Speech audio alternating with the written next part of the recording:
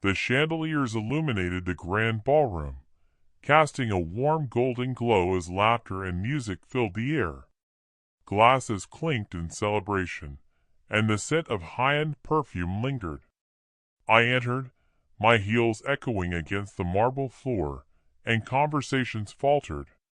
Heads turned, and whispers spread like wildfire as people recognized me or tried to process the sight before them. At the far end of the room, my mother, Eleanor Evans, went rigid. Her champagne glass shook in her hand. Beside her, Alice, her flawless daughter, stood frozen, the color draining from her face despite the layers of expertly applied makeup.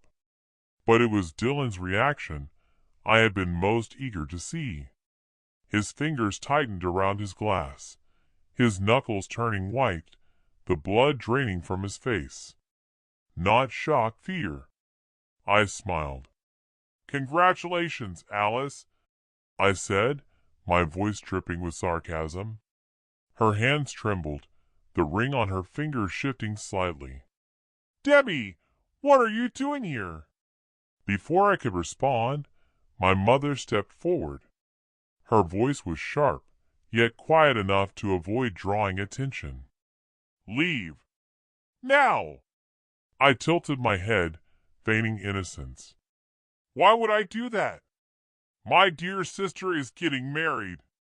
Surely you would not turn away family on such an important day." Eleanor's lips quivered. "You are not family. Not after you were thrown out at 17. I cut her off smoothly. "Ah, yes. Such fond memories." I grabbed a champagne glass from a passing waiter, swirling the golden liquid lazily. "But time changes things, does it not, Dylan?" He remained frozen, his silence almost entertaining. "Hello, Dylan," I said softly. He stiffened. Alice's frown deepened as she glanced between us. "Wait, you two know each other?" I let my smile widen. "Oh, sweetheart, we do not just know each other." Dylan swallowed hard. Alice's confusion grew, but my mother was already seething. "Whatever game you are playing, end it now," she snapped. I took a slow sip of champagne, letting the tension simmer. "Oh, but I have only just arrived." Around us, the murmurs grew louder. Some guests had completely abandoned their conversations, drawn in by the spectacle unfolding before them. From the corner of my eye, I saw Aunt Margaret approaching cautiously. She had been the only one who hesitated that night, the only one who almost spoke up for me. "Camilla," she murmured. I nodded in acknowledgement. "Aunt Margaret, it has been a long time." Alice finally found her voice again. "You are ruining my wedding." I chuckled. "Oh, darling, I have not even started." Dylan's hands trembled. The man who betrayed me so cruelly years ago was now standing before me, marrying the very sister who had cast me aside. Poetic. I raised my glass in a slow, deliberate toast. "To love, trust, and secrets that refuse to stay buried." Dylan's face turned a shade paler, and Alice's expression darkened. I had returned, and I was not leaving until the truth shattered everything. As soon as Alice grabbed Dylan's wrist and dragged him toward the hallway, I knew the cracks had begun to show. I followed at a leisurely pace, watching her pull him into a secluded corridor, her grip tightening. "Explain," she hissed as soon as they were alone. "How do you know her?" Dylan's gaze flicked over Alice's shoulder to me, his expression unreadable. He turned back to Alice, his throat bobbing as he spoke. "She is no one." A soft laugh escaped me, making Alice tense. "Oh, Dylan," I murmured, taking a step closer. "Lying so easily, even now." Alice's eyes darted between us. Dylan? He exhaled sharply, forcing calmness into his voice. Years ago, I knew Camilla. Briefly, before she left. I raised an eyebrow. You mean before you left me? Alice's mouth parted slightly, confusion clouding her face. Dylan shot me a silent warning, but I was not finished. It is funny, is it not? I continued, my tone darkening. How small the world is. One moment you are engaged to a man who promises you forever. The next, he is standing at the altar with your sister. Alice's breath caught in her throat. Engaged? Dylan stiffened, his hands curling into fists. Camilla, you dumped her, I said coldly. Why not?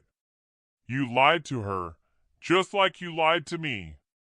Alice turned to Dylan, disbelief flashing in her eyes. Tell me she is lying. Dylan said nothing. I took a step back, savoring the moment as the truth began to unfold. Soon, everything Dylan had so carefully buried from the past would come crashing down, tearing apart everything he had built. I made my way back into the grand ballroom, the sound of my heels clicking sharply against the polished marble floor.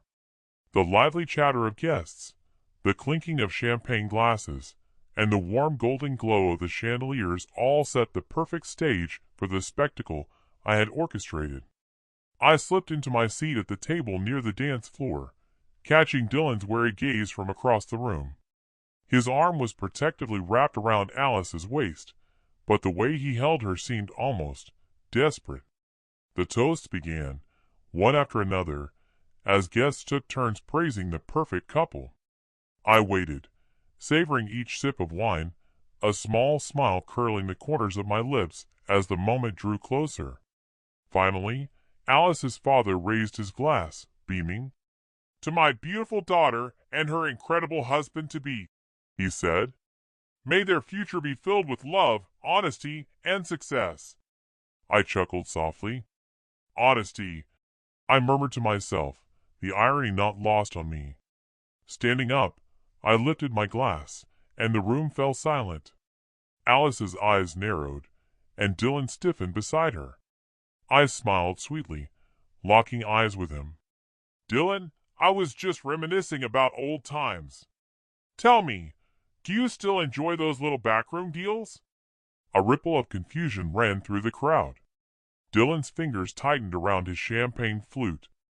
I do not know what you are talking about, he said quickly, his voice strained. I reached into my clutch, pulling out my phone. Then let us refresh your memory, I said, tapping the screen. Suddenly, Dylan's voice echoed through the speakers. They will never trace it back to me. The numbers are buried. No one will ever know. A gasp swept through the guests. Dylan's face drained of color, and Alice turned to him, her expression sharp. What is she talking about? Nothing, Dylan snapped, but his voice faltered. I tilted my head, a smirk tugging at my lips. Oh, Dylan, I purred. You always were such a smooth liar. But the thing about secrets is, they never stay buried forever. The silence in the ballroom was deafening. The trap had been set, and Dylan had walked right into it. Whispers started to buzz around the room. Alice's eyes darted between Dylan and me, her perfectly crafted world starting to crumble under the weight of doubt. Dylan's face had turned even paler, his lips pressed tightly into an unconvincing line of denial. But I was not done yet. With slow, deliberate movements, I turned toward Alice. Oh, but dear sister, let us not pretend you are innocent in all of this. Alice scoffed, flipping her hair over her shoulder. What nonsense are you spewing now? I reached into my clutch once again, pulling out a neatly folded document and holding it up for all to see. This, my dear Alice, is proof that you never graduated from medical school. A wave of gasps rippled through the crowd. A few guests, some of whom had trusted Alice as their doctor, took visible steps back. Alice's confident smirk faltered. "That is a lie," she spat. But I did not let her finish. "You forged your degree," I said, my voice cold. "Your patients trusted a fraud." The words hung in the air, sinking into the silence.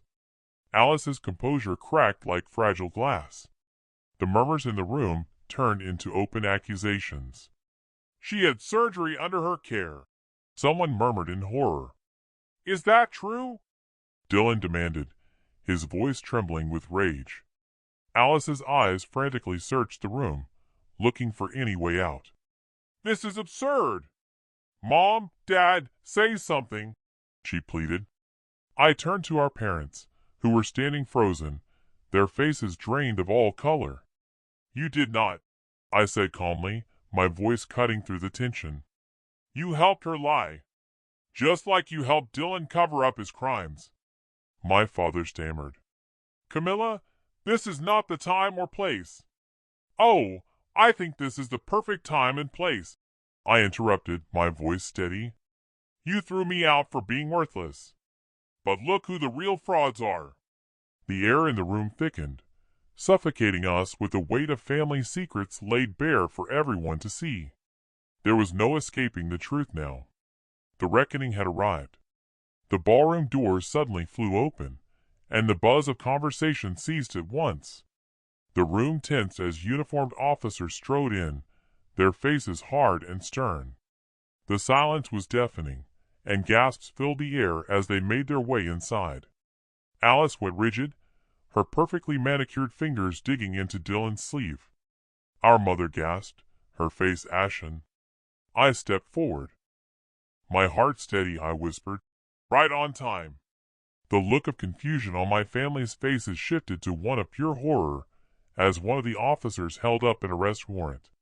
"Dylan Carter, you are under arrest for embezzlement, fraud, and conspiracy." Dylan's champagne flute slipped from his hand, shattering on the floor. "What?" His voice cracked as he turned to Alice. This is not real. Alice, tell them." Alice could not answer. Her breath was already backing away as another officer stepped forward. "Alice Moore, you are under investigation for medical malpractice and for practicing without a valid degree." "No," Alice whispered, her composure slipping as panic took hold. "This is not happening." "Camilla, you vindictive," Alice began, but I cut her off. "I did not forge your diploma," I said coldly. "You did that all on your own." Our father, once so composed, now turned red with fury. "This is a setup. You think you can destroy us?" The lead officer turned to him, his expression unchanging. "Mr. Moore, your financial records are under federal investigation. I suggest you get a lawyer." Our mother crumpled into a chair, sobbing, while Alice and Dylan struggled helplessly against the officers as they were led away. Alice whipped her head around, her eyes full of fury. "You will regret this, Camilla." I smiled faintly. "No, Alice. I have never been freer." As the doors closed behind my disgraced family, the guests erupted into whispers. I was no longer the helpless girl they once cast aside like a stray kitten. The girl they had abandoned had won, not through revenge, but through the truth. With that, I turned, stepping into the night, my future wide open.